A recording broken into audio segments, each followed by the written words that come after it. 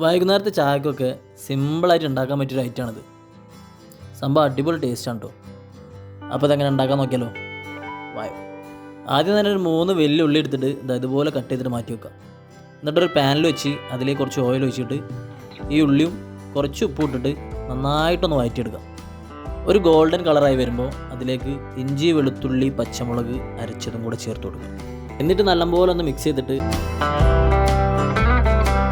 ആ പച്ചമണമൊന്ന് മാറി വരുമ്പോൾ അതിലേക്ക് 1 ടീസ്പൂൺ ഗരം മസാല, 1/2 ടീസ്പൂൺ മഞ്ഞൾപ്പൊടിയും കൂടി ഇട്ടിട്ട് നന്നായിട്ടൊന്ന് മിക്സ് ചെയ്യാം. അതിനുശേഷം നമ്മുടെ ചിക്കൻ വേവിച്ച് പിച്ച് വെച്ചതുണ്ട്, അതും കൂടെ ചേർത്ത് കൊടുത്തിട്ട് നന്നായിട്ട് മിക്സ് ചെയ്തിട്ട് മാറ്റി വെക്കാം.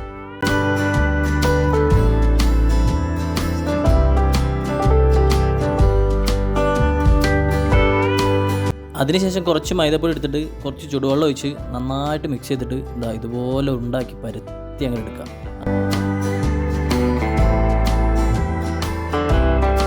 അതിനുശേഷം നമ്മൾ പരത്തി വെച്ച മൈദയിലേക്ക് നമ്മൾ ആദ്യം ഉണ്ടാക്കി വെച്ച ആ മസാലയും 1 കോഴിമുട്ടൻ്റെ പകുതിയും കൂടി വെച്ചിട്ട് ഇതുപോലെ റോൾ ചെയ്തെടുക്കാം.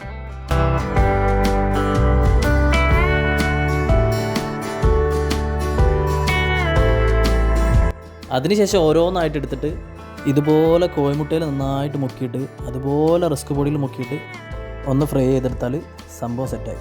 സംഭവം അടിപൊളിയായിട്ടാണ്. ഒന്ന് ട്രൈ ചെയ്ത് നോക്കിക്കോളി.